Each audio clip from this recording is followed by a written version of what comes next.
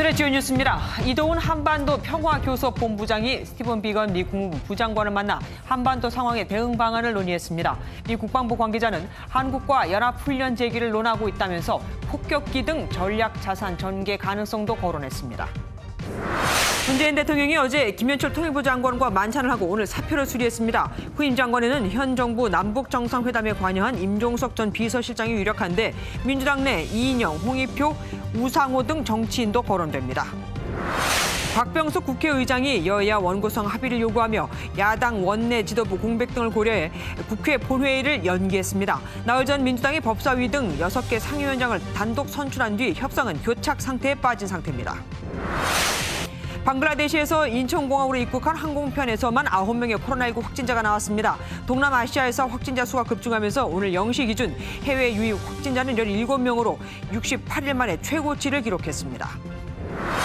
승객이 마스크를 쓰라는 버스기사의 요구에 화가 나 목을 물어 뜯고 폭행했습니다. 대중교통 이용 시 마스크 착용 의무화는 한 달이 다 돼가지만 곳곳에서 잡음이 끊이질 않고 있습니다. 정부가 해외 나갔다가 돌아오는 유턴 기업에 대대적인 지원을 예고했지만 현장 반응은 싸늘합니다. 단발성 지원에 그치는 경우가 많고 그나마도 조건이 까다롭다는 목소리가 높습니다. MBN이 현장 취재했습니다. 어제 미국을 전격 방문한 이도훈 한반도 평화교섭본부장이 비공개 행보를 이어가고 있습니다. 아무래도 이 상황의 심각성 때문이겠죠. 귀국 일정조차 알리지 않을 정도인데 한국이 대북 제재 완화를 설득하고 있지만 미국이 받아들이지 않을 것이라는 일본 언론의 보도도 나왔습니다. 신동규 기자입니다. 이도훈 본부장이 미국 현지에서 스티븐 비건 국무부 부장관을 비롯해 백악관 등 미국 측 주요 인사들을 만난 걸로 보입니다. 회동 장소나 시간은 모두 극비리에 진행됐는데 외교부 관계자는 만남 여부나 귀국 일정도 비공개 방침이라며 극도의 신중함을 보였습니다. 북한에 대한 대응 방안 논의와 함께 우리가 대북 제재 완화 등을 요청할 가능성도 제기됩니다. 요미우리 신문은 소식통을 인용해 대북 경제 제재 완화를 설득할 전망이라면서 미국은 응하지 않을 걸로 보인다고 보도했습니다. 협의가 잘 안 되면 한국이 단독으로 대북 지원을 검토할 거란 설명도 덧붙였습니다. 이에 대해 전문가들은 우리 정부가 당장 제재 완화를 요구하기가 쉽지 않을 거란 분석을 내놓고 있습니다. 북한이 대화가 아닌 긴장 고조에 나서는 상황에서 권한이 제한적인 워킹그룹 수석대표 채널론 논의에 무리가 있을 거란 얘기입니다. 외교부 역시 추측성 보도에 대해선 언급하지 않겠다고 일축했습니다. 그 한미 공동의 협력 방안은 충분히 논의가 될 수 있을 겁니다. 그런데 이른바 얘기하는 협상 조건 꼴대를 옮기는 문제는 지금 미국의 사정상 논의할 수 있는 그 여건도 아니고 그리고 그럴 의지도 없을 거예요. 국내에선 워킹그룹 무용론까지 제기되는 가운데 한미가 제재 면제를 끌어낸 대북 협력 사업 12건 가운데 8건은 북한의 불만 속에 무산됐습니다. MBN 뉴스 신동규입니다. 이런 가운데 미국은 최근 북한의 행보를 비상한 위협이라고 규정했습니다. 미 국방부는 한미 연합훈련을 재개하는 것과 전략자산 전개 여부를 한국과 논의 중이라고 밝혔습니다. 북한 들으라는 겁니다. 이병주 기자입니다.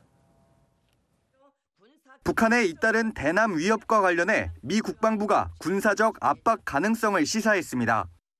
현지 시간으로 18일 데이비드 헬비 미 국방부 인도태평양 안보 차관보 대행은 언론사 간담회에서 북한이 최근 영내 비상한 위협을 가하고 있다고 말했습니다. 그러면서 한미 연합훈련 재개와 핵 폭격기 같은 전략자산 전개 여부를 묻는 질문에 한국과 매일 논의하고 있다고 밝혔습니다. 연합훈련 재개를 이것 저것처럼 모호하게 표현했지만 북한의 경고장을 날린 것으로 풀이됩니다. 실제 군 안팎에서는 북한의 주요 시설에 대한 동시다발적 타격이 가능한 B-52 전략 폭격기 등을 한반도에 순환 전개하는 방안이 거론되는 것으로 전해졌습니다. 헬비 차관보 대행은 또 북한의 최종적이고 완전하게 검증된 비핵화 FFVD는 여전히 미국 정부의 목표라고 말했습니다. 한미 간에 여전히 방위 분담 협상이 해결이 못된 상태에서 과연 지금 우리가 필요가 있더라도 이것이 제대로 연합훈련과 전략자산 전개가 될 것인가에 대해서는 좀 의문점이 있습니다. 하와이에서 열린 폼페이오 미 국무장관과 양제츠 중국 외교 담당 정치국원의 회담에서도 북한 문제가 논의된 것으로 확인됐습니다. 데이비드 스틸웰 국무부 동아시아 태평양 담당 차관보는 미국과 중국이 협력한다면 북한이 협상 테이블에 복귀해 핵 프로그램을 논의할 것으로 기대한다고 말했습니다. 미국이 군사적 압박과 중국의 중재 요청이라는 두 가지 카드를 꺼내든 가운데 북한의 태도에 변화가 있을지 주목됩니다. MBN 뉴스 이병주입니다. 청와대가 이틀 전 무례하고 몰상식하다고 김여정 제1부부장을 비판했던 것에 대해서 북한이 오늘 입장을 내놓았습니다. 적반하장의 극치라고 비꼬았는데 다만 고위급 성명이 아닌 기관지 논평으로 공격했습니다. 수위 조절을 좀 하는 듯하죠. 황재영 기자입니다. 북한은 지난 17일 청와대가 김여정의 담화에 대해 무례하고 몰상식하다고 비판한 것에 대해 적반하장의 극치라고 반박했습니다. 조선중앙통신은 논평을 통해 지난 2년 동안 한 일이 없고 대북 전단까지 방치한 것은 남측이다라며 비판했습니다. 그러면서 남측은 미국에도 일일이 정보를 넘겨왔다며 한미 워킹그룹을 다시 한번 비꼬았습니다. 북한은 또 대북 전단에 대해 강하게 비난하며 주민들의 목소리를 통해 대남 전단 대량 살포도 예고했습니다. 나가서 역대 최대 규모의 무차별 비라 살포 투정에 전격 진입할 것입니다. 고위급의 입장은 김여정 제1부부장의 지난 17일 담화를 마지막으로 나오지 않고 있는 상황. 급이 낮은 논평이나 주민을 통해서는 거세게 비판하지만 당국 공식 입장은 남측이 어떻게 나오는지 지켜보고 수위를 정하겠다는 뜻으로 풀이됩니다. 예고한 일들을 하기 전에 폭풍 전야라고 생각을 하고요. 도발이든가 대남 적대 행위들을 할 전야가 바로 지금이 아닌가. 북한 입장을 대변하는 조선신보는 북측 조치의 강도는 남측의 처신에 따라 정해질 것이라고 밝힌 바 있습니다. MBN 뉴스 황재현입니다. 우리 연평도를 바라보는 북한의 개머리 해안. 이곳에 있는 해안포가 포문을 개방했습니다. 9.19 군사 합의 이후로는 거의 닫혀 있었는데 말이죠. 오후에는 북한 쪽에서 폭음이 들리기도 했습니다. 현장에 취재기자 나가 있습니다. 백길종 기자. 네, 연평도 망양 전망대에 나와 있습니다. 연평도는 북한 해안포가 우리 쪽을 향해 있는 곳이잖아요. 10년 전에 해안포를 실제로 쏘기도 했었고요. 지금 상황은 어떻습니까? 네, 제 뒤로 보이는 섬이 바로 북한 해안포가 있는 장제도입니다. 제가 서 있는 이곳에서 불과 7km밖에 떨어지지 않은 곳인데요. 오늘 오전에 내리던 비는 그쳤지만 지금은 안개가 껴 포문이 열려 있는지 확인하기 어려운 상황입니다. 하지만 이른 오후에는 장제도 뒤편에 있는 개머리 해안에서 북한이 포문을 개방한 모습이 포착됐습니다. 지난해 10월 국정감사 때 이승도 해병대 사령관은 북한 해안포는 환기가 필요해 열어놓기도 한다며 해안포 개방을 금지한 9.19 남북 군사합의 위반이라 보기 어렵다고 했었는데요. 해안포 환기를 위해 주기적으로 포문을 여는 것인지 도발의 징후인지는 좀 더 지켜봐야 할 것 같습니다. 어쨌든 이 포문이 열렸다 닫혔다 하면 위협적일 수밖에 없습니다. 우리 군은 이 위협에 확실히 준비를 하고 있는 거겠죠? 네, 우리 군은 연평도 인근 해상과 지상에서 미리 계획돼 있던 서북도서 순환 군사훈련을 진행 중입니다. 해병대는 이번 훈련을 위해 연평도를 나간 전력을 대신해 육지에서 대체 병력이 들어와 전력 손실은 없다며 우리 군은 확고한 작전 대비 태세를 유지하고 있다고 밝혔습니다. 오늘 오후 3시 반쯤엔 북한 땅에서 폭음이 들리기도 했는데요. 해병대는 지난 1, 2년 동안 계속 들리고 있는 소리라며 북한 지역에서 진행되는 공사의 폭음으로 추정된다고 밝혔습니다. 지금까지 연평도 망양 전망대에서 전해드렸습니다. 탈북민 단체들이 다음 주 목요일 대북전단 살포를 강행할 예정입니다. 북한이 지금 하는 걸 보면 대북전단은 핑계일 뿐이라 이거죠. 하지만 접경 지역 주민들이 반발했고 정부는 엄정 처벌하겠다고 밝혔습니다. 김민수 기자입니다. 탈북민 단체 큰샘 회원들이 북한으로 보낼 쌀을 페트병에 담고 있습니다. 이들은 25일엔 또 다른 탈북민 단체인 자유북한 운동연합과 대북전단 100만 장 살포를 계획하고 있습니다. 왜 이 시점에? 그럼 독재자 김정은이하고 김여정이가 뭐라고 했다고 그러는 건가? 그럼 이 나라 정부는 무슨 주권 국가가 아니고 무슨 북한이 무슨 정길 전선부예요? 접경 지역 주민들은 재산과 생명을 위협하는 행위를 즉각 중단하라고 목소리를 높였습니다. 탈북민들께서 전달 살포를 해가지고 남북 관계가 경색돼가지고 우리 최전방에 사는 사람들은 여러 가지 갖가지 불이익을 받습니다. 그래서 파주시 접경 지역 주민들은 이곳 장준하공원에서 다음 주 추가적인 반대 집회를 예고했습니다. 정부는 탈북민 단체가 뜻을 굽히지 않는다면 엄정 처벌하겠다고 밝혔습니다. 단속을 강화하는 한편 남북교류협력법 등 위반에 대한 처벌을 병행하여 전단 등 살포 행위를 엄정하게 차단하고 경찰은 파주, 연천, 인천, 강화 등 접경 지역 주요 지점에 경력을 24시간 배치해 만약의 사태에 대비하고 있습니다. MBN 뉴스 김민수입니다. 더불어민주당은 민감용 경찰청장에게 대북전단 살포에 적극 대응해달라고 주문했습니다. 경찰청은 과거 대북전단 등에 대해 법적 제재나 처벌이 어렵다고 했었죠. 미래통합당은 정부의 전단 금지 조치가 김여정 하명을 이행하는 셈이라며 외교안보 라인 교체를 주장했습니다. 일부에선 핵카드도 검토해야 한다는 주장도 나왔습니다. 최형규 기자입니다. 더불어민주당은 국민의 안전을 위협하는 행동에는 단호하게 응징하겠다고 하면서도 북한에 대한 절제된 대응을 강조했습니다. 북측의 도발 구실이 되지 않도록 대북 전단 문제를 확고히 해결하여 우발적 충돌 방지를 위해 절제된 대응에 최선을 다하도록 하겠습니다. 이 대표는 비공개 회의에서 대북 전단 살포를 막아달라는 통일부 요청에 소극적이었던 경찰에 격노한 것으로 확인됐습니다. 이런 이유로 민주당은 민감용 경찰청장을 직접 불러 내일과 25일에 예고된 대북전단 살포에 대한 철저한 수사와 대응을 주문했습니다.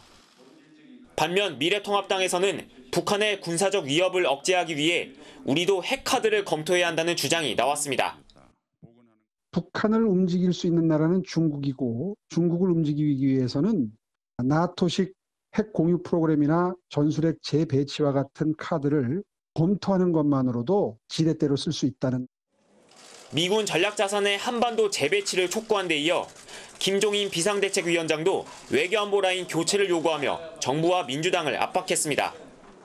초당적 외교안보 합동회의까지 제안하며 공세 수위를 높이는 통합당과 국회 복귀가 먼저라는 여당의 주장이 맞서면서 북한 문제를 놓고도 평행선을 달리고 있습니다. MBN 뉴스 최영규입니다. 김현철 통일부 장관의 사퇴를 받아들인 문재인 대통령, 이젠 후임을 고민할 차례죠. 임종석 전 비서실장이 제안을 받고 고심 중인 것으로 알려졌습니다. 최중락 기자가 보도합니다. 문재인 대통령은 어제 김현철 통일부 장관과 만찬을 하면서 사의 표명에 대한 입장을 경청하고 오늘 오전에 받아들였습니다. 문재인 대통령은 오늘 오전 10시 40분 김연철 통일부 장관에 대한 면직안을 제거했습니다. 김 장관은 오후에 치러진 임사에서 결코 증오를 이길 수 없다며 현재 남북관계 대치는 멈춰야 한다고 강조했습니다. 여기서 멈춰야 합니다. 저의 물러남이 잠시 멈춤의 기회가 되기를 간절히 바랍니다. 신입 통일부 장관은 중진 이상의 유력 정치인이 될 가능성이 큰 가운데 임종석 전 비서실장이 제안을 받고 고심 중인 것으로 알려졌습니다. 임 전 실장은 2018년 세 차례 남북 정상회담과 한반도 평화 프로세스 이행에 깊숙이 관여하면서 북한이 가장 신뢰하는 여권 인사로 평가받습니다. 민주당 내에서는 이인영 전 원내대표와 통일 전문가인 3선 홍익표 의원, 4선의 우상호 의원 등이 물망에 오릅니다. 외교안보 라인에 대한 전면 교체 요구도 커지고 있지만 이번엔 통일부 장관만 임명하는 원포인트 개각이 이루어질 전망입니다. MBN 뉴스 최중락입니다. 남북 관계가 악화되면서 쌀과 비료 등 대북 인도적 지원을 확 늘려야 한다는 주장이 나오고 있습니다.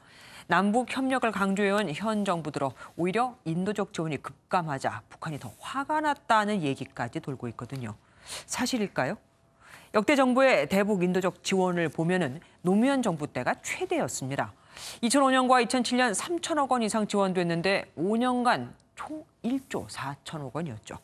하지만 이명박 정부 들어 임기 동안 1,024억 원으로 줄어듭니다. 박근혜 정부는 임기 2년 차에 141억 원까지 지원금을 늘리지만 탄핵을 앞두고 동력을 잃게 되죠. 갑자기 임기를 시작한 문재인 정부 들어선 대북 지원을 거의 못하다가 지난해 금액을 늘렸지만 총액이 100억 원대에 그쳤습니다. 사실 이런 지원 얘기는 북한 경제가 어렵지 않다면 나올 이유도 없겠죠. 최근 북한에선 비싼 쌀보다 반 이상 저렴한, 그래서 사람들이 많이 찾는 옥수수가 값이 오르고 있습니다. 길거리에 꽃제비와 불황아도 늘었습니다. 대북 제재를 풀어 쌀밥에 고깃국을 먹게 해주겠다고 한 김정은의 약속이 허망하게 된 겁니다. 배진우 기자가 보도합니다.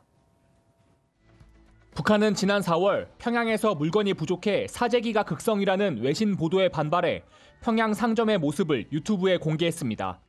상점엔 물건이 모자랍니까? 아닙니다. 그렇지 않습니다. 순환이 빨라서 잘 나가는 상품도 있고 안 나가는 상품도 있는데 그렇다고 모자란 게 맞습니다. 하지만 실제론 심각한 경제난을 겪는 징후가 포착됩니다. 주민들의 구매력이 낮아져 쌀의 절반 이하 가격인 옥수수의 수요가 높아지면서 옥수수 가격이 오르고 있는 겁니다. 평양의 쌀값은 4,300원대로 유지됐지만 옥수수는 지난 1월 1,200원에서 지난달 1,550원으로 30% 정도 오른 것으로 파악됐습니다. 평양에도 지금 배급이 끊긴 지가 석 달이 넘었고 거리에 꽃제비라든지 그리고 노인 불황자들도 지속적으로 늘어나고 있다고 해요. 국제신용평가사 피치솔루션스는 지난 16일 북한 경제가 올해 마이너스 6%로 고난의 행군 시기에 육박하는 역성장을 할 것으로 분석하기도 했습니다. 북한의 경제적 어떻게 보면 정책적 오판인 것 같아요. 협상으로 이끌어서 제재도 이제 말하자면은 그 조치도 없애는 또 본격적으로 관광 사업이나 다른 투자 같은 걸 받아들일 그런 계획이었을 겁니다. 북한이 통치자금 부족으로 평양의 특권층을 지방으로 내쫓는다는 얘기까지 나오는 등 분위기가 나빠지면서 체제 단속을 위한 도발 행보가 이어질 거란 전망이 나옵니다. MBN 뉴스 배준우입니다. 며칠 있으면 6.25 전쟁 70주년이죠. 한국 전쟁 당시 납북된 우리 국민은 약 10만 명으로 추산되는데 이 납북자 유족들이 북한과 김정은 위원장을 상대로 손해배상 소송을 제기했습니다. 국내에는 남북경제문화협력이라는 단체에서 북한에 줄 저장료 수십억 원을 갖고 있는데요. 이 대북 제재로 못 주고 있거든요. 이 돈을 압류하는 방안도 제기됩니다. 오토 원비어식 배상이죠. 송기준 기자입니다. 통일부와 시민단체 등에 따르면 6.25 전쟁 동안 납북된 우리 국민은 약 10만 명. 국학의 대가이자 백범 김구 선생과 친분이 깊었던 위당 정인보 선생도 피해자 중 한 사람입니다. 1950년 7월 서울에서 등창을 치료 중이었던 정인보 선생은 북한군에 의해 이북으로 끌려갔습니다. 그러니까 이제 어머니하고 막내 선생이 아버지를 모시고 있었어요. 그 이유는 좀 몰랐죠, 사실. 그 요인만 납치했지 아니어잘 잡아가지는 않았으니까. 이에 한 변호사 단체가 일부 유족들을 대리해 북한과 김정은 국무위원장을 상대로 첫 손해배상 소송을 제기하겠다고 밝혔습니다. 북한은 우리 헌법상 국가가 아니고 하나의 단체, 그런 실체가 있는 단체이기 때문에 그리고 또 대표자도 있는 그런 단체면은 우리 법 체계상 소송의 상대방이 될 수가 있다고 되어 있습니다. 변호인단은 이번 소송에서 승리해 원비어식 배상 청구에 나설 것을 천명했습니다. 미국인 고 오토 원비어의 부모는 미국 법원의 판결을 근거로 김 위원장의 은닉 재산을 추적하고 있습니다. 국내 법원에는 우리 방송사들이 조선중앙TV 등의 저작권료로 지급한 수십억 원이 대북 제재로 송금하지 못하고 공탁금 형태로 있습니다. 법원이 유족들의 손을 들어줄 경우 대북 전단 살포에 이어 남북 관계에 또 하나의 갈등 요소가 될 것으로 보입니다. MBN 뉴스 송기준입니다. 미국에선 교착 상태에 빠진 대북 관계 책임을 놓고 볼썽사나운 설전이 벌어지고 있습니다. 트럼프 대통령과 볼턴 전 백악관 국가안보보좌관 얘기입니다.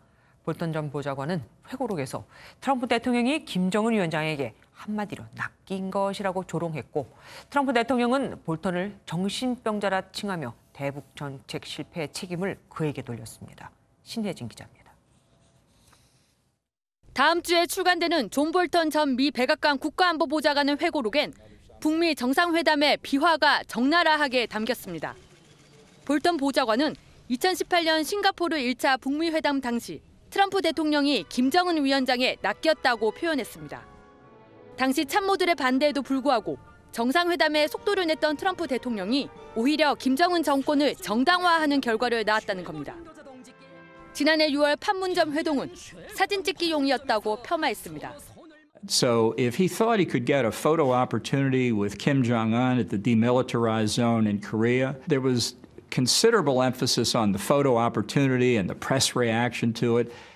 북미 비핵화 협상은 미국의 전략보다는 한국의 통일 담화가 집중된 한국의 창조물이었다고 혹평했습니다. 트럼프 대통령은 트윗으로 즉각 반격했습니다. 볼턴을 정신병자라고 지칭하며 회고록은 지어낸 이야기라고 맞받았습니다. 또 볼턴이 선 핵폐기가 핵심인 리비아 모델을 북한에 주장했을 때 김정은이 분통을 터뜨렸다며 대북 정책 실패의 책임을 볼턴에게 돌렸습니다. 대선까지는 4개월 남짓. 코로나 사태와 인종차별 시위가 아직 잦아들지 않은 가운데 트럼프 대통령이 또 큰 암초를 만났습니다. MBN 뉴스 신혜진입니다. 국회는 당초 오늘 본회의를 열어 나머지 12개 상임위원장을 선출할 예정이었지만 연기했습니다. 아무래도 북한이 지금 저러고 있고 제1야당 원내대표도 사임을 한 상황에서 물론 돌아올 것으로 보이긴 하지만요. 혹 역풍이 불까 우려한 겁니다. 주진희 기자입니다. 국회는 지난 15일 6개 상임위원장에 이어 나머지 상임위원장 선출을 위한 본회의를 열 계획이었지만 결국 무산됐습니다. 남북 연락사무소 폭파 등 북한 리스크가 계속되는 상황에서 박병석 국회의장이 한 번 더 합의를 촉구한 겁니다. 의장은 야당의 원내 지도부 공백 등을 감안해 19일 본회의를 개의하지 않기로 했습니다. 소통하고 대화에 꼭 합의를 이루어 주십시오. 더불어민주당은 양보할 만큼 양보했고 기다릴 만큼 기다렸다며 야당의 결단을 촉구했지만 문제는 협상할 야당 지도부가 공백이라는 점입니다. 미래통합당 주호영 원내대표는 현재 사의를 표명했고 호남 지역의 사찰에 집거 중인 것으로 알려집니다. 제가 보기에 아마 원내대표가 좀 주말쯤 지나면 다시 올라오게 되고 그러면 원을 구성하는데 어떻게 우리가 참여할 것이냐 하는 결정할 수 있으리라고 저는 생각을 하고. 국회가 원 구성을 놓고 난항을 겪는 가운데 강기정 청와대 정무수석은 국회를 찾아 이번 달 안에 3차 추경 예산안을 처리해달라고 요청했습니다. MBN 뉴스 주유진입니다. 어제 방글라데시에서 같은 비행기를 타고 입국한 내 외국인 9명이 확진 판정을 받았습니다. 대부분 증상이 없었는데도 말이죠. 방글라데시는 최근 코로나19가 창궐하고 있습니다. 이혁준 기자입니다. 어제 오전 5시 30분쯤 인천공항으로 입국한 대한항공 KE9656 항공편에서 코로나19 감염자가 속출하고 있습니다. 방글라데시 수도 다카에서 온 여객기입니다. 방글라데시인 유학생 3명은 제주에서, 13살 남학생은 경기도 남양주에서 확진 판정을 받았습니다. 나머지 방글라데시인 4명과 한국인 1명은 경기도 파주와 광주, 화성, 인천, 전북에서 각각 확진 판정을 받았습니다. 280여 명이 타고 있던 비행기에서 지금까지 9명이 감염자로 확인됐고 이들은 대부분 증상이 없었습니다. 기내 감염이나 입국 과정에서의 감염보다는 해당 국가에서 감염된 상태로 또는 무증상 또는 경증 상태로 입국하신 거라고 그럴 가능성이 많다라고 생각은 하고 있습니다. 방글라데시는 누적 확진자가 10만 명, 신규 확진자가 매일 4천 명 이상 발생하고 있습니다. 아시아 쪽이나 동남아시아 쪽이나 혹은 이 인도 파키스탄권 같은 경우들이 대표적으로 지금 코로나19의 유행이 확산되고 있는. 무증상자는 입국 뒤 3일 이내에 진단검사를 받고 2주 자가격리 규정을 두고 있습니다. 원양 어선과 농업을 포함해 국내 수요에 따른 외국인 근로자 입국이 늘고 있어 국내 전파를 차단할 추가 대책이 필요해 보입니다.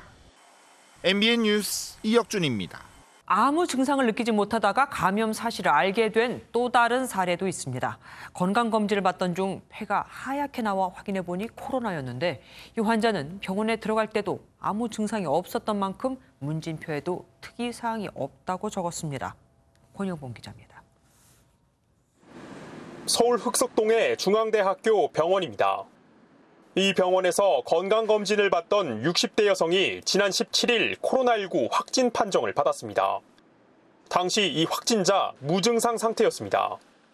본인이 객관적으로 느끼는 증상이 없으셨고 건강검진을 하는 과정 중에 흉부 엑스레이에서 의심 소견이 있어서 검사를 하게 돼서 방역당국은 의료진과 직원 등 접촉자 76명을 상대로 역학조사를 벌였고 전원 음성으로 확인됐습니다.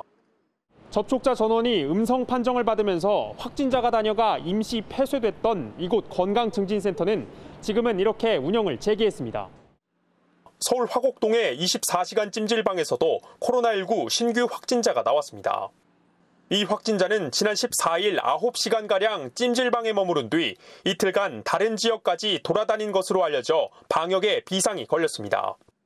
서울 안에만 있다고는 단정해서 말씀드리긴 좀 어렵죠. 서울 밖일 수도 있고 수도권일 수도 있고요. 방역당국은 해당 찜질방을 소독하고 임시 폐쇄 조치했지만 지역사회 감염 우려가 커지고 있습니다. MBN 뉴스 권용보입니다. 롯데제과 수원공장 근로자 2명이 확진 판정을 받으면서 공장이 폐쇄됐습니다. 앞서 확진된 의왕의 롯데제과 물류센터 직원에게 감염된 것으로 보이는데 이 물류센터에서는 오늘 또 다른 직원이 추가로 확진됐습니다. 윤기환 기자입니다. 170여 명이 근무하는 롯데제과 수원공장입니다. 어제 이곳에서 포장 업무를 하는 협력업체 소속 50대 직원이 코로나19 확진 판정을 받았습니다. 이 남성은 앞서 확진된 롯데제과 의왕 물류센터 60대 직원과 지인 관계로 최근 동반 여행을 다녀온 것으로 확인됐습니다. 오늘 오전엔 마찬가지로 의왕 물류센터 확진자와 접촉한 40대 수원공장 근로자 1명이 추가로 확진됐습니다. 롯데 의왕 물류센터에서도 오늘 50대 근로자 1명이 추가 확진됐습니다. 안양에 거주하는 남성으로 회사 동료인 기존 확진자와 접촉해 감염된 것으로 추정됩니다. 방역당국은 최초 확진자와 아내를 포함해 물류센터 관련 확진자가 5명으로 늘면서 공장과 물류센터를 폐쇄하고 전 직원을 검사하고 있습니다. 지금까지 직원 등 44명에 대한 검사를 진행 중이며 27명을 자가격리 조치하고 17명은 능동감시 중입니다. 방역당국은 방역과 검사 상황을 지켜보고서 공장과 물류센터의 재가동 여부를 결정할 방침입니다. MBN 뉴스 윤기란입니다. 수도권에 이어 대전에서도 감염이 빠르게 확산되고 있습니다. 그런데 유독 이 대전에서 확진된 환자의 바이러스 전파력이 아주 강하다고 합니다. 방역 당국이 바이러스 변종 여부를 확인 중입니다. 김영현 기자가 보도합니다. 충남 공주의 한 찜질방입니다. 찜질방을 이용한 손님 3명이 코로나19 확진 판정을 받았습니다. 이 찜질방에서 감염된 확진자들은 반문 판매 업체를 다녀온 확진자와 연관되어 있습니다. 이미 확진된 60대 여성과 같은 시간대 찜질방을 이용했는데 이 여성은 미용실에서 방문 판매 업체를 다녔던 또 다른 확진자에게 감염됐습니다. 지금까지 대전 방문 판매와 관련된 확진자는 24명입니다. 대전 교회와 관련된 확진자도 15명으로 늘었습니다. 대전 확진자들은 유전자 증폭 검사에서 수치가 20에도 미치지 못했습니다. 검사값이 35보다 낮으면 코로나19에 감염된 것으로 판정되는데 수치가 낮은 경우 바이러스 전파력이 강한 것으로 볼 수 있습니다. 그 바이러스의 염기 서열 분석을 위해서 오늘 우리 지역 확진자들 8명 분의 검체 잔여분을 질병관리본부에 의뢰해서 분석을 의뢰했습니다. 방역당국의 분석 결과에 따라 대전에 변종 바이러스가 유입됐는지가 초미의 관심사로 떠올랐습니다. MBN 뉴스 김영현입니다. 50대 남성이 마스크를 착용해달라는 버스 기사에 목덜미를 물어뜯었습니다. 지하철에서도 마스크 미착용으로 시위를 벌이다 출동한 경찰관에게 폭력을 행사한 30대 남성 2명이 체포됐습니다. 김민현 기자가 단독 보도합니다. 한 남성이 마스크를 쓰지 않은 채로 버스에 올라탑니다. 기사가 하차하라고 요구해보지만 아랑곳하지 않고 오히려 말리려던 여성 승객에게 위협을 가합니다. 제지하려던 또 다른 남성에게도 다짜고짜 덤벼듭니다. 왼쪽 팔꿈치로 가격하고 그다음에 한 10여 대는 맞고 침도 한 10번 넘게는 맞았어요. 내 목도 졸리고. 어제 오후 2시 20분쯤 마스크 착용을 요구하던 버스 기사의 목을 물고 말리던 시민까지 폭행하던 50대 남성이 경찰에 붙잡혔습니다. 뒷문을 개방으로 내리시라고 제가 그랬더니 욕을 하면서 죽여버린다고 네가 뭔 이래라 저래라 하느냐고. 난동을 부리던 남성은 정류장에서 7m가량 걸어와 이곳 바닥에서 시민들에게 제압됐습니다. 경찰은 이 남성에 대해 폭행과 상해 등의 혐의로 구속영장을 신청할 예정입니다. 같은 날 밤 지하철에서도 비슷한 사건이 벌어졌습니다. 충무로역 4호선 방면에서 마스크를 써달라는 요구에 불응하며 소란을 빚던 30대 남성 2명이 경찰에 체포됐습니다. 마스크 착용 요구에 불응하며 시비가 붙은 이들은 이 장면을 촬영한 승객과 실랑이를 벌인 것으로 알려졌습니다. 특히 이들 중 한 명은 출동한 경찰관을 수차례 밀치는 등 공무집행을 방해하기도 했습니다. 경찰은 이들을 공무집행 방해와 폭행 혐의로 입건했습니다. MBN 뉴스 김민영입니다. 이렇게 마스크 미착용으로 체포까지 되는 일이 잇따르자 우리 취재진이 실태는 어떤가 확인을 해봤습니다. 대중교통 안에서의 마스크 착용은 이제 의무, 상식이 되다시피 했지만 역시 모든 시민이 마스크를 착용한 건 아니었습니다. 정태진 기자가 취재했습니다. 마스크를 쓰지 않은 남성이 버스 기사와 승객과 실랑이를 벌입니다.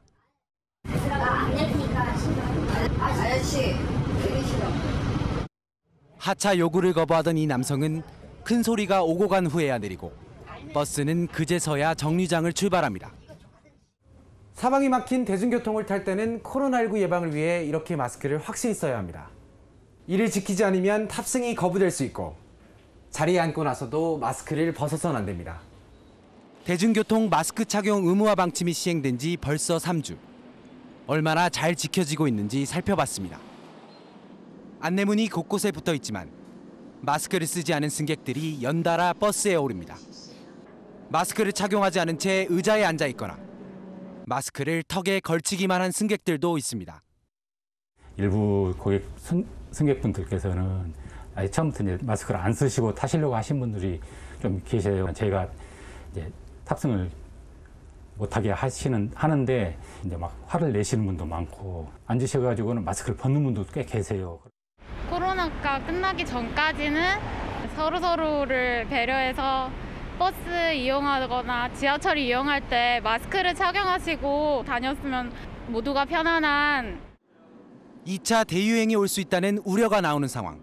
대중교통 마스크 착용은 선택이 아닌 의무입니다. MBN 뉴스 정태진입니다. 미립국 방지와 해양사고 발생 시 구조를 위해 어선은 선원 명부라는 게 있습니다. 그런데 이 선원 명부가 자주 조작됩니다. 임금을 아끼려고 불법 체류자나 심지어 지명 수배자까지 위장 취업을 시키거든요. 강세훈 기자가 현장 취재했습니다. 전북 군산에서 배로 2시간을 달려 도착한 서해 해상. 해경 경비정이 다가가자 어선들이 도주하기 시작합니다. 어선 전문 검색차 계속해서 추격 중이 있음. 추격 끝에 어선 한 척을 멈춰 세우고 단속반이 배에 올라탑니다. 이 어선에 탄 실제 선원은 외국인만 4명. 그런데 선원 명부에는 한국인 3명이 탄 걸로 돼 있습니다. 임금이 저렴한 불법 체류자를 고용하려고 선장이 선원 명부를 조작했습니다. 근데 왜 선원 명부는 왜 다르게 하신 거예요? 국제에서 그냥 바쁘게 나오다 보니까. 이 어선도 1명이 탄 걸로 돼 있지만 실제 선원은 2명입니다. 조난 사고가 일어나면은 누가 이렇게 구조해야 되는지 모르고 누가 빠졌는지도 모르고. 최근엔 지명 수배자를 선원으로 위장 취업시킨 어선도 적발됐습니다. 선원들이 불법으로 승선함으로써 불법 체류자나 수배자들이 도피처로 악용되는 사례가 이달에만 군산해경에 적발된 사례는 12건. 하지만 처벌은 3차례가 적발돼야 15일 운항정지에 불과해 불법이 끊이지 않고 있습니다. MBN 뉴스 강세훈입니다. 돌고래 체험시설인 거제 시월드가 돌고래를 타고 놀 수 있는 프로그램을 운영해 동물 학대 논란에 휩싸였습니다. 이 해당 돌고래가 멸종 위기에 놓인 종이라 비판이 더 거세졌습니다. 이현재 기자가 보도합니다. 한 어린아이가 돌고래를 서핑보드처럼 붙잡고 수영을 즐깁니다. 경남 거제 시월드에서 운영 중인 돌고래 타기 체험 프로그램으로 20만 원을 내면 70분 동안 이용할 수 있습니다. 해당 영상이 공개되자 동물 학대 논란이 터져나왔습니다. 청와대 국민청원 게시판에도 관련 게시글이 올라왔고 약 2만 명이 참여했습니다. 영상 속 돌고래가 멸종 위기에 놓인 종인 벨루가란 점도 논란을 키웠습니다. 업체 측 입장을 요구했지만 아무런 답도 오지 않는 상태입니다. 입장을 좀 듣고 싶어서요. 담당자분한테 연락처를 남겨놓을게요. 그 담당자 연락처를 좀 알 수는 없나요? 부서 연락처라도? 네, 그건 안 되죠. 네, 그건 안 돼요. 그 메모를 남겨드릴게요. 동물보호단체들은 비판을 쏟아냈습니다. 때리고 굶기고 이러는 게 아니더라도 그 동물이 평소에 하지 않는 행동을 강요받거나 이런 것들도 넓은 범주에 있어서는 학대이거든요. 거제 시월드는 지난 2017년 돌고래 6마리가 폐사한 사실이 드러나 동물 학대 지적을 받은 적이 있습니다. MB 뉴스 이현재입니다. 요즘 경찰의 교통 위반 단속보다 더 무서운 게 시민들의 공익 신고라고 합니다. 연간 100만 건 넘게 접수되고 있거든요. 그런데 차 주인에게 부과하는 과태료와 달리 이 범칙금은 실제 운전자를 찾아내서 부과해야 합니다. 내가 운전한 게 아니다고 버티면 끝인 거죠. 공익신고 제도의 허점, 김보미 기자가 취재했습니다. 코너를 돌자마자 갑자기 중앙선을 넘어 역주행하는 승용차가 보이고 급하게 속도를 줄입니다. 이번에는 오토바이가 차선을 넘나들더니 안전지대에 멈춰섭니다. 각각 과태료 9만 원과 벌점 10점에 범칙금 3만 원이 부과됐습니다. 모두 시민들이 직접 찍은 블랙박스 영상인데 공익신고 제도를 통해 교통법규 위반 행위를 포착한 뒤 경찰에 신고한 겁니다. 공익신고 제도가 도입된 후 신고 건수는 꾸준히 증가하고 있는데 지난해에는 134만 건이 접수돼 4년 전에 비해 2배나 늘었습니다. 하지만 신고를 한다고 해서 법규를 위반한 운전자가 모두 처벌을 받는 건 아닙니다. 도로교통법을 위반한 사람에게는 과태료나 범칙금 등 행정처분이 내려지는데 범칙금은 운전자에게, 과태료는 차주에게 부과하는 방식입니다. 이 중 범칙금만 부과가 가능한 경우 실제 운전자를 찾아야 하는데 현재 인력으로는 일일이 확인해서 특정하기가 쉽지 않다는 점입니다. 낮에 주거지에 방문을 해도 없는 경우가 많고 밤에 가면 주민들한테 민원을 받는 등 소재 수사에 어려움이 많습니다. 결국 소재 파악이 안 되면 범칙금을 발부 못하고 종결 처리를 할 수밖에 없습니다. 새로운 단속 방식이 도입됐지만 법은 그대로여서 이런 허점이 발생하는 겁니다. 과거에는 경찰관이 현장에서 바로 단속해서 큰 문제가 없었지만 현재는 공익신고가 활성화되어 실제 운전자가 불분명한 경우가 많기 때문에 다소 범칙금 부과가 힘든 상황입니다. 이렇다 보니 범칙금 대신 과태료 항목을 늘리자는 의견도 나오지만 법인 차량처럼 차주와 운전자가 일치하지 않을 가능성 등 반론도 만만치 않습니다. 과연 누구에게 이런 처벌을 갈 것이냐, 뭐 이런 거에 대한 좀 사회적인 공론화가 이제 필요하고요. 각자가 스스로 교통법규를 지키는 그런 사회적 인식의 전환이 필요하다고 생각합니다. 공익신고가 본래 효과를 낼 수 있도록 사회적 논의가 필요한 시점입니다. MBN 뉴스 김봄입니다. 추미애 법무부 장관이 한명숙 사건 수사팀을 대검찰청 감찰부가 직접 조사하며 사실상 지휘권을 행사했죠. 아직은 윤석열 검찰총장이 결정을 내리지 않고 있는데 공교롭게도 다음 주 월요일에 두 사람이 청와대에서 만납니다. 임성재 기자입니다. 애초 중앙지검에서 하려던 한명숙 사건 수사팀에 대한 조사가 추미애 장관에 의해 제동이 걸렸습니다. 감찰 사안인 것이지 그것이 마치 인권 문제인 것처럼 문제를 변질시켜서 인권감독관실로 이첩한 대검의 조치는 바람직하지 않다. 사건 배당 권한은 검찰총장에게 있고 징계 시효가 만료됐기 때문에 감찰부 배당은 적절하지 않다는 대검 측으로선 당혹스럽다는 반응입니다. 대검 관계자는 기존 입장에 대해서 번복하지 않으면서도 추 장관의 지시에 대해선 별도의 입장이 없다고 말을 아꼈습니다. 일각에선 이번 추 장관의 지시가 2005년 검찰총장 사퇴까지 불러온 천정배 당시 법무부 장관의 지휘권 행사와 다름없다는 해석이 나옵니다. 이에 대해 법무부는 추 장관이 검찰청법 제8조에 근거해서 지시를 내린 것이라고 설명하면서도 확대 해석에 대해선 선을 그었습니다. 전날 서울 강남의 한 식당에서 조세 여성아동범죄 등 전문검사 커뮤니티 검사들과 만찬을 한 추 장관은 하루 휴가를 내고 출근하지 않았습니다. 사실상 지휘권 행사라는 추미애 장관의 지시에 대해 윤석열 검찰총장이 어떤 결정을 내릴지 주목되는 가운데 두 사람은 다음 주 월요일 청와대 회의에서 만나게 됩니다. MBN 뉴스 임성재입니다.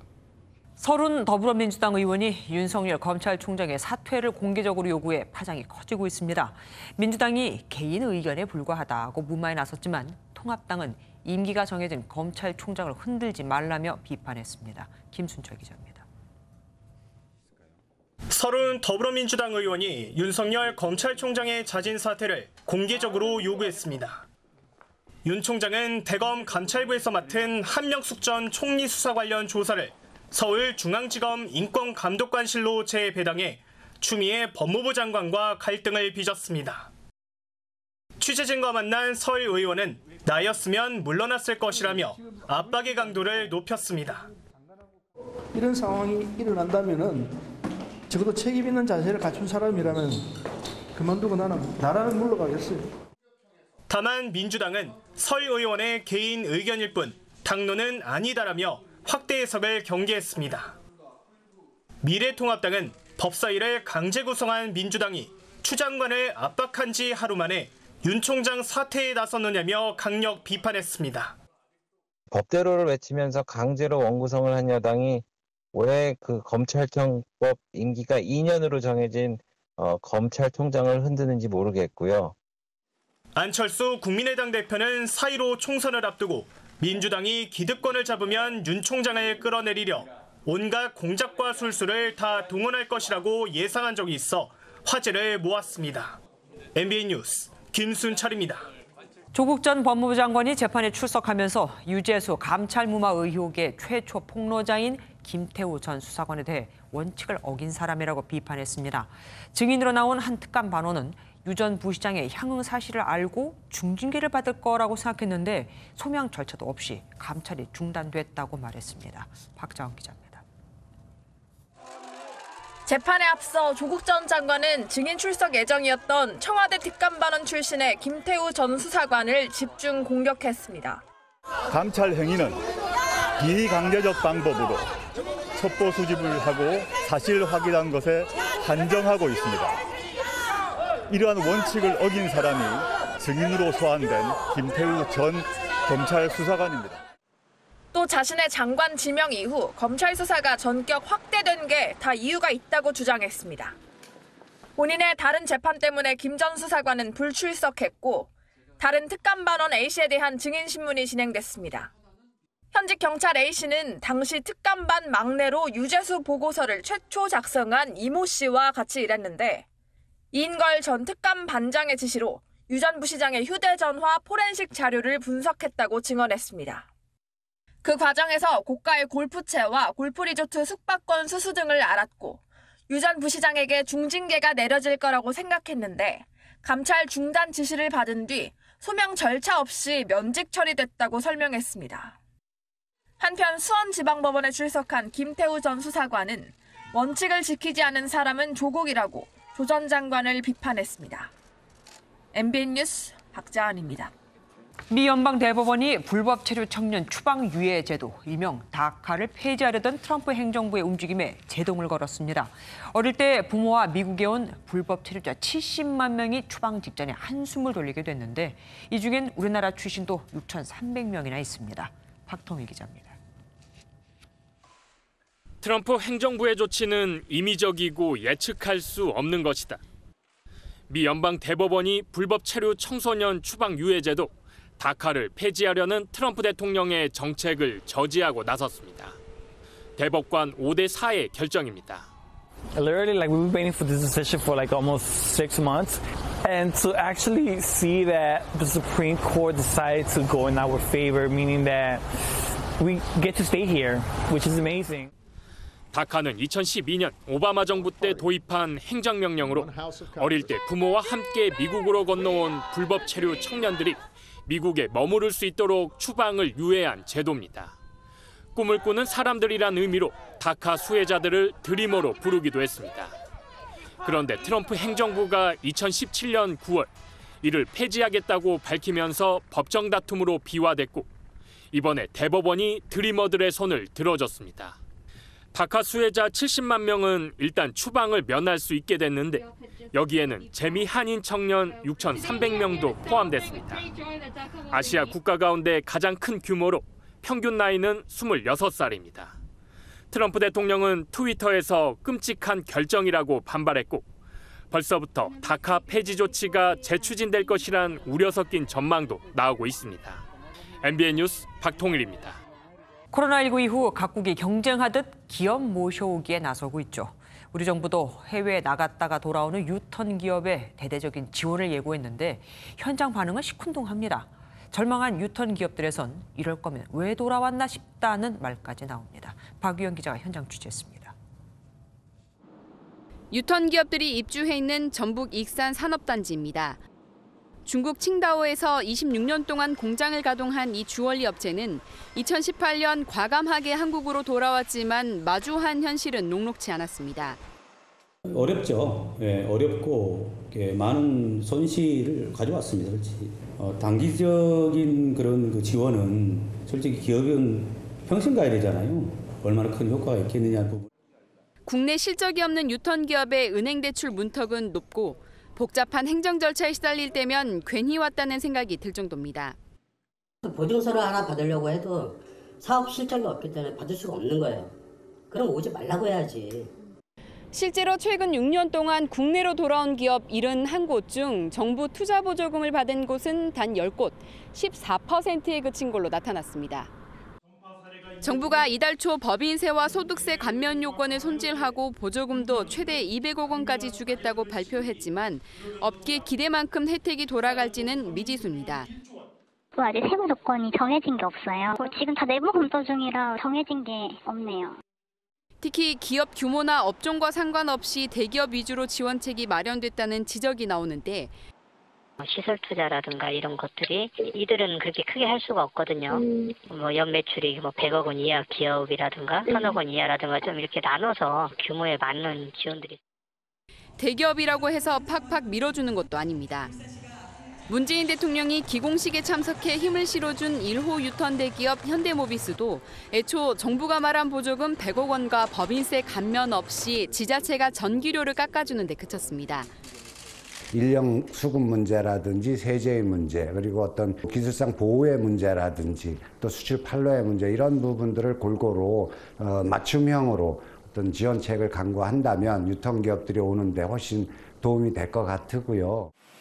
정부는 다음 달 유턴 기업 추가 지원안을 발표할 계획인데 유치에만 열을 올리지 말고 사후 관리에도 신경 써달라는 업계의 요구가 얼마나 반영될지가 관건으로 보입니다. MBN 뉴스 박영입니다. 민주노총이 내년 최저임금 요구안을 올해보다 25.4% 증가한 시급 1,770원으로 정했습니다. 민주노총은 어제 중앙집행위원회에서 이같이 정하고 한국노총과 노동계 공동요구안을 협의하겠다고 밝혔습니다. 최저임금은 근로자위원과 사용자위원이 각각 요구안을 제시한 뒤 차이를 좁히는 식으로 진행되며 다음 달 중순까지는 확정돼야 오는 8월 초 고시가 가능합니다. 안전한 공기업 채권에 투자한다던 한 사모펀드가 400억 원의 고객 투자금을 돌려주지 못하게 됐습니다. 이 약속과 달리 부실 채권에 투자한 겁니다. 비슷한 상품이 많아서 피해 규모가 5천억 원까지 불어날 수도 있습니다. 이기종 기자입니다. 서울 강남의 옵티머스 자산운용 사무실. 문이 굳게 닫혔습니다. 옵티머스 측은 어제 만기를 앞둔 사모펀드 투자금 384억 원을 투자자들에게 제때 돌려줄 수 없다고 공지했습니다.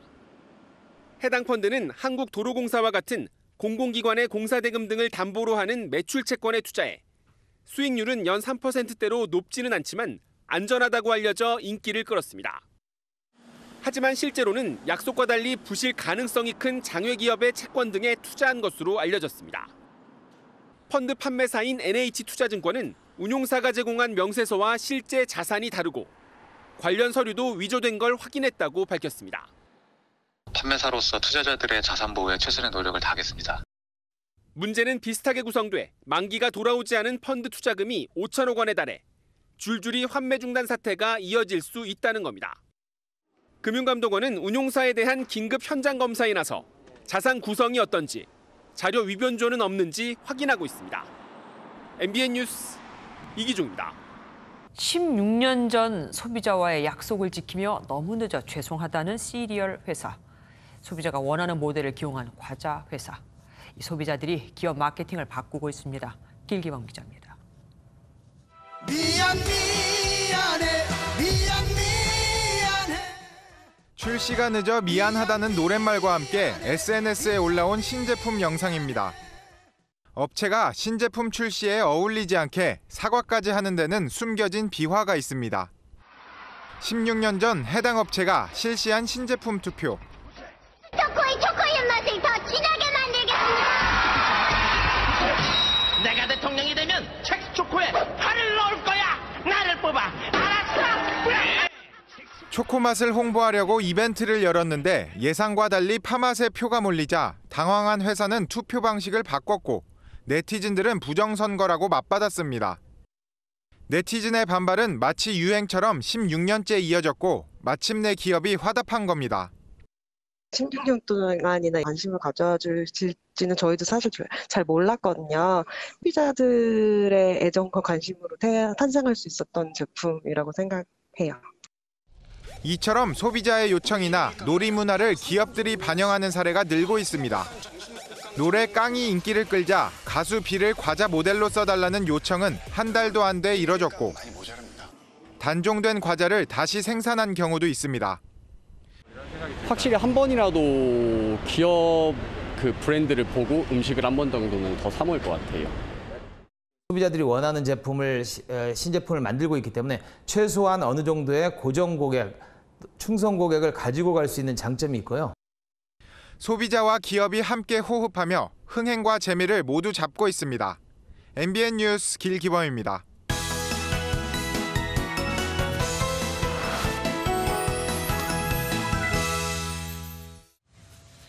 쉬운 말로 우리말로 문화부 조희로 기자와 함께하겠습니다. 어서 오십시오.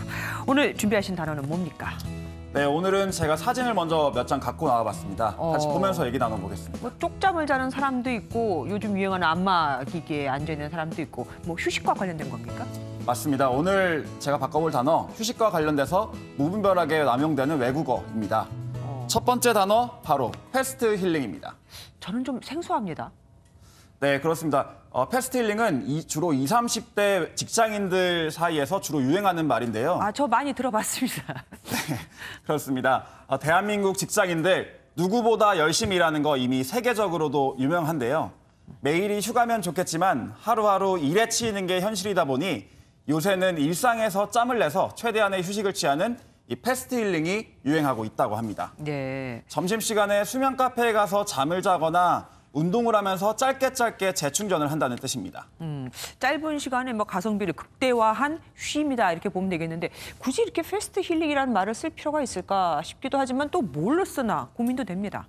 그렇습니다. 패스트 힐링 뜻을 생각하시면 쉬운데요. 네. 틈틈이 짬을 내서 쉰다는 뜻이니까 말 그대로 자투리 휴식이라고 하면 좋을 것 같습니다. 아, 자투리 휴식이라는 게 딱 와 닿습니다. 선택 잘하신 것 같아요. 다음 단어는 뭔지 보겠습니다. 보여주십시오.